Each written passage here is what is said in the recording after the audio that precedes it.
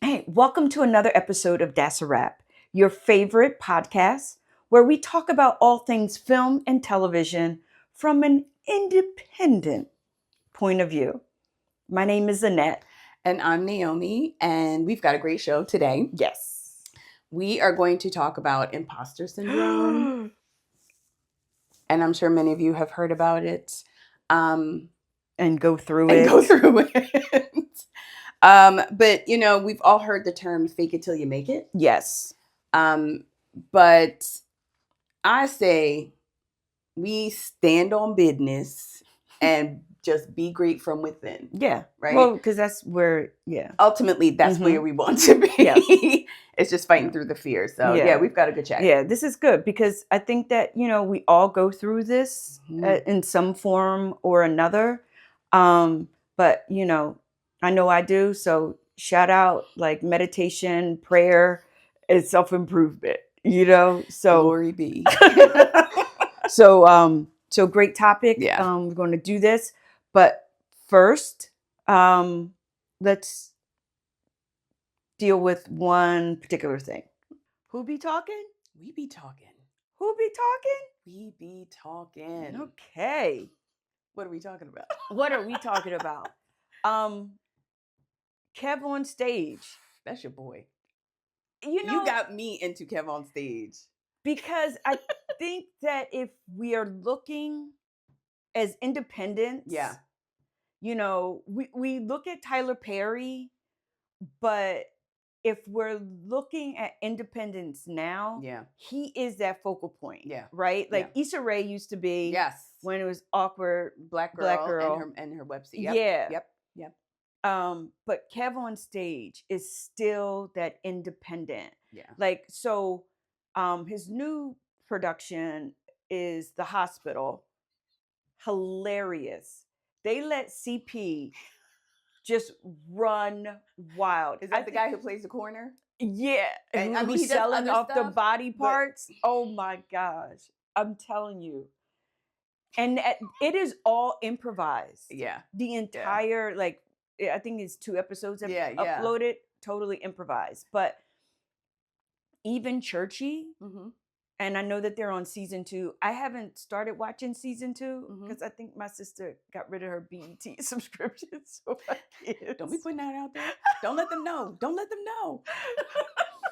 So, but he put up his own money. Yeah. And I think that goes to like self-investment, right? Like betting on yourself, right? Like Cat Williams even said it, like you got to bet on yourself because if you don't bet on yourself, nobody else is. So, I think that's one reason why I really like him.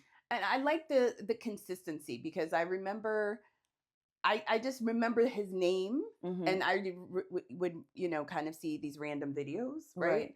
But I didn't know until you kept talking about him, like how KevOnStage has grown. Yeah, the brand. Oh my gosh, has grown into. It's not just little snippets of content on social media. Like it's so much more now, and he is. I mean, he has KevOnStage Studios because my girl Amanda Seals just did her one-woman show. When she said, "I'm doing it at KevOnStage Studios," I was like, "Creator, right? That's the dream. Yeah, that's the ultimate dream." Right. So he has come a long, long way. Just like Quinta. You know what I mean? It's like when I think about the ones that started, whether it was Vine videos or whatever, like they started small, but they stayed consistent. But also I think that it's not even that you start small. I think it's the fact that they started. And we feel that when we start something, we have to be at the top 100% already before people even start looking at us. And just the fact that they started and then they kept going. Yeah. Right. The starting and keep going it's that consistency, right? It's you're not giving up. You are consistently betting on yourself. Right. Even if this doesn't work out, or this doesn't go viral or whatever. Yeah, You yeah, know what I yeah. mean? Whatever occurs, but it's just it's that keep going mentality Mm-hmm. and the Mm-hmm. building and Mm-hmm. networking. And I mean, when you see the hospital, Yeah. all the writers, the crew, everybody, like, you know what I Everybody, mean? It's just like yeah. it's definitely a family environment, and it It comes really out in the is. work. Yeah, yeah. It's fantastic. And it just how they create, Yeah. right? Yeah. But okay, so Yeah, I know we could go on we and could go on on and on. about the awesomeness of KevOnStage. What I love most about it is he gives me that encouragement, whether he knows it or not, Yeah. of people like us Yep. as we are building Mm-hmm. who we are Yeah. and what we're going to bring to the masses, Yeah. right? Yeah. So it's just great to see where he is and his progress. It's very motivating. 100%. Yeah. Innovation and adaptability, right? Yeah. So, all right. So we're going to take a break and come back and talk about conquering imposter syndrome. Stick with us. All right. We're back. We are back. Let's start this Yes. discussion. Whew. Mm-hmm. What is imposter syndrome? Oh, I got the definition right here. Oh, you know what? You're ready. Go ahead. Okay. Go ahead. Tell us. It is the persistent inability to believe that one's success is not deserved, or has been illegitimately achieved as a result of one's own efforts or skills. Oof. Yeah. So, because when I was like thinking about this, y'all may hear our producer from time to time behind the scenes just doing his thing. So when I was thinking that's about his way of contributing to the conversation. We love you, Jack. Hey, young king.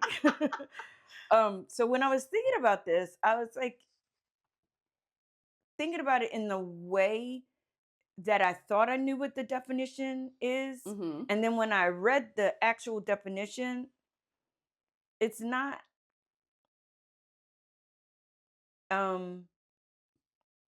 I don't think that it is imposter syndrome. I mean, to me, I hear it a lot, and being in the corporate world, especially, I hear mainly from women. I rarely from the guys, but mainly from the women about feeling like they don't deserve where they are in their career, right? Whether it's a huge promotion or whatever, they feel like I don't deserve this, or I'm not going to be as successful as so and so was. Like there's this comparison part of imposter syndrome, but I feel like in regardless of the industry, the basis of imposter syndrome is fear. I mean, I agree 100%. I think it's fear. It's of insecurity. Failure. Yeah, I think it's there is the high, especially, and not to consistently go back to corporate, but I just know it so well. The higher of your achievements, the further up you move.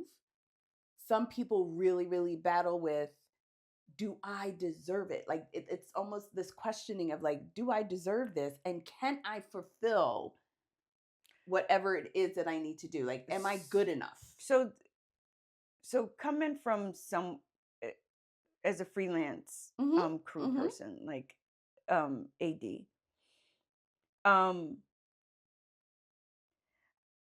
don't know. I think that, so here it is. I think that everybody has a dream, right? But I also believe that some people are scared of their dream. Yes. I'm one of them. Right?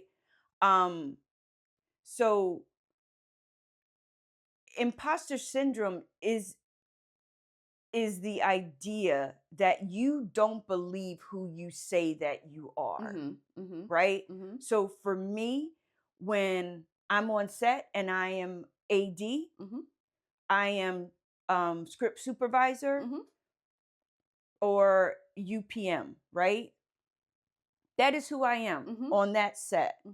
I have to believe that I am who I say that I am. Right. So, like, just take in point. And let me back up. You should always be prepared. And I think that that's another reason why a lot of people would struggle with imposter syndrome. And I don't even like to call it imposter syndrome. Right. I think that there's an insecurity. Okay. Because if you say that you are a producer, then you need to be prepared as that producer. And then what do you need to do to be prepared? You got prep, right? You're reading books, you're listening to podcasts, you're listening to other producers, following them on social media to see what they're doing, right? Case in point, first AD on this TV pilot. Okay. My second AD, she's kind of new, and I'm fine with that, right? Like I'm okay when I'm on set. I know that my charge is sometimes is that I am mentoring other young women on set, right? Because for me, I want to be that person that I wish that I had, right? You don't know, here, read these, look at these, gave them a ton of stuff. Get to set, homegirl did not do any of the prep work that she needed to do.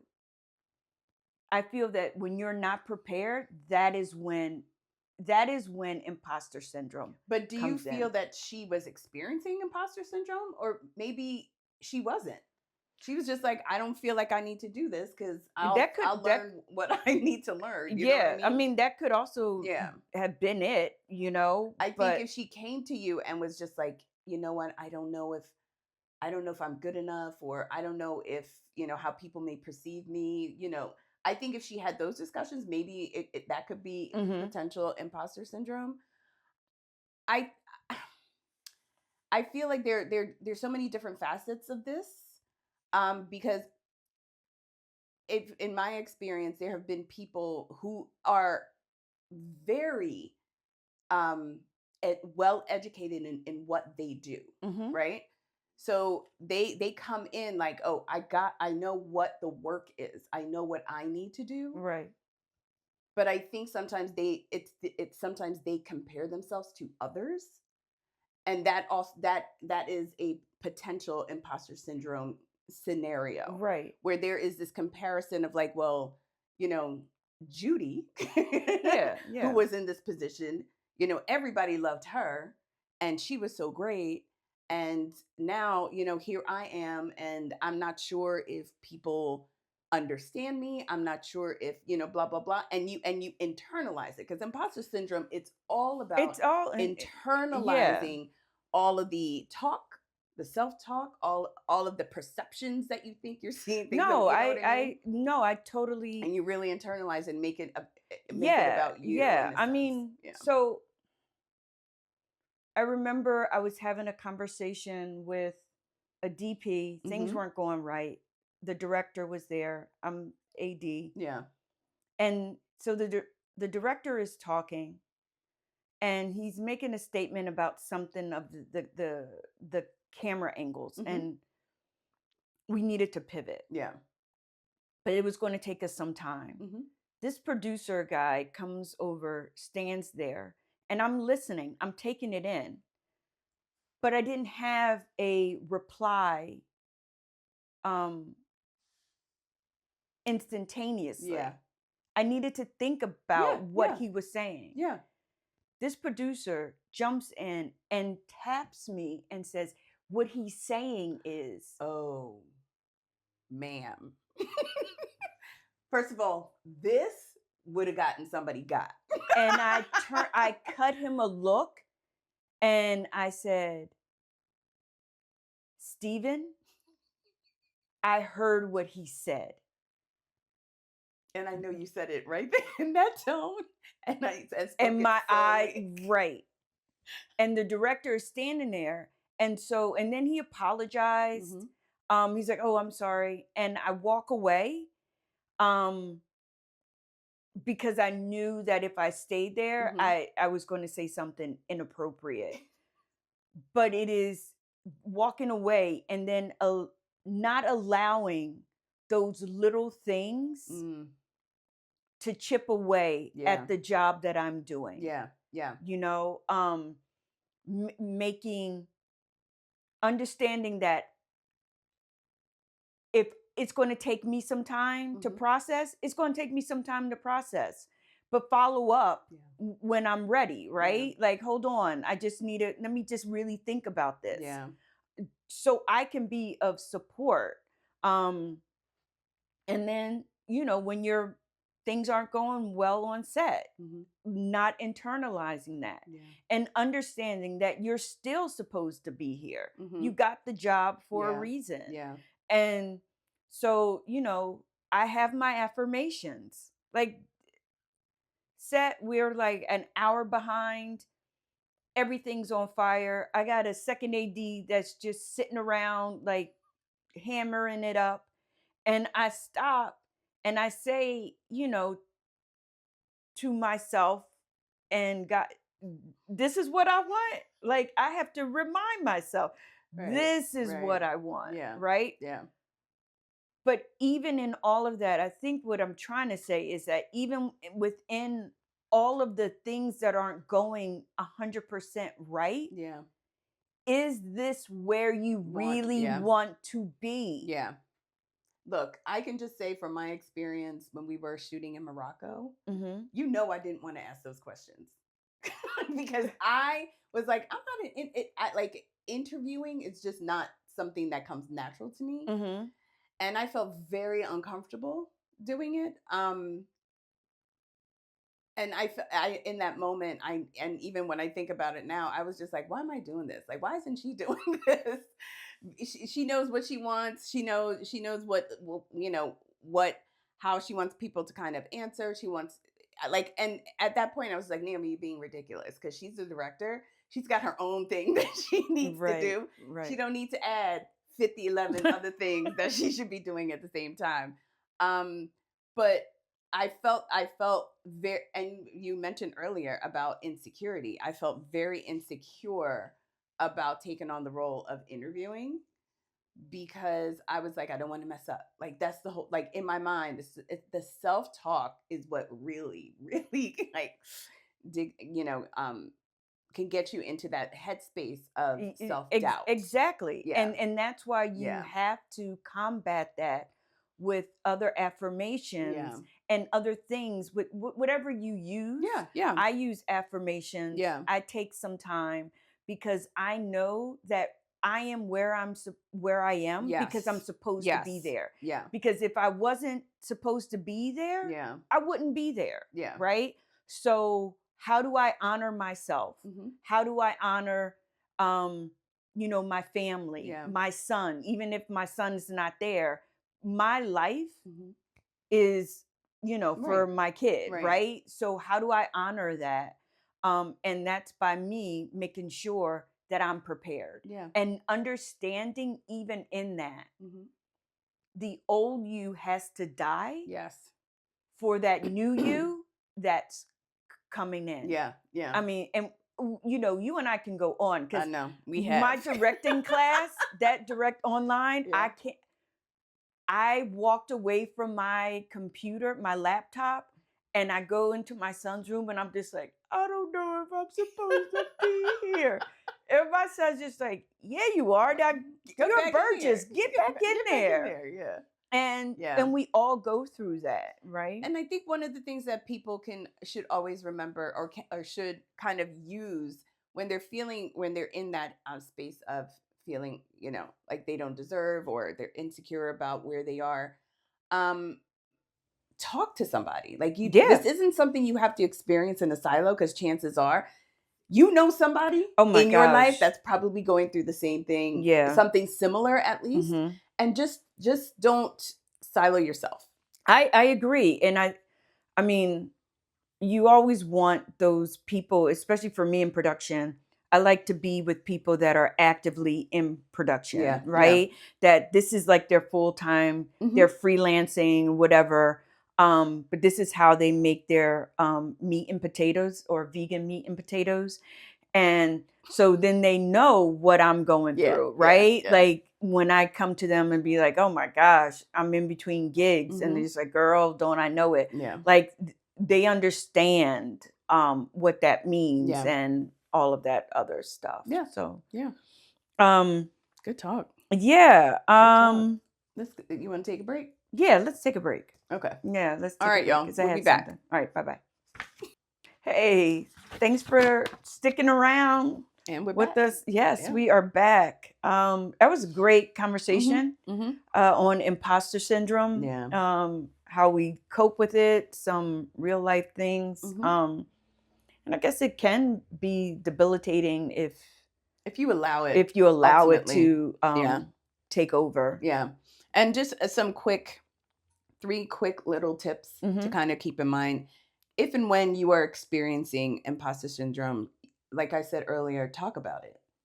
Talk to someone about what you are experiencing. Accept positive feedback, because a lot of people think that positive feedback, they treat it as if it's something that they don't deserve. You know how I am with compliments. Oh, right. Now you look good. I'm like, thanks. That's how I take it. I got to work on myself. And those going through imposter syndrome got to work on themselves. Yeah. Yep. And number 3, just embrace positive self-talk. Like you were saying with affirmations, right? Whatever that self-talk is, embrace it, utilize it, make it your friend. Yeah, because it helps. It really helps guide you out of that. Well, it's your superpower, right? Yeah. And I also understand that you are where you are because you're supposed to be there. Yeah. So you make the most of it. And even though you're supposed to be there, things may get rocky. Yeah. And that's okay. But that's how it's supposed to be, because you're learning. You're still learning. Yeah. You know, learn how to ask questions, you know.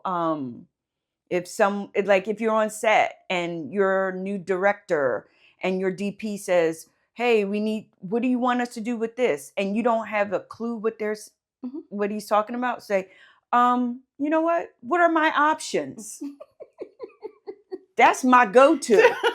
Because now the ball's back in their court. Yeah, so you tell me. Yeah, you give me 2 things. Let me and then I can give you an answer. I like that. Exactly. That's a good way to. I like that. I might yup. use that. What are my options? Yeah. I think. I think we covered it. Yeah. I really think we covered it. So, thank you. Great talk. Great show. Great episode. Thanks for being with us. We really appreciate you. So remember to like and subscribe. Also, hit us up in the comments. We'd like to hear your stories of imposter syndrome, whatever you've experienced on set, in life, whatever. And what you're doing to combat those. Yeah. What are your tips? Yeah. Definitely share your tips. And follow us on the socials. The social media.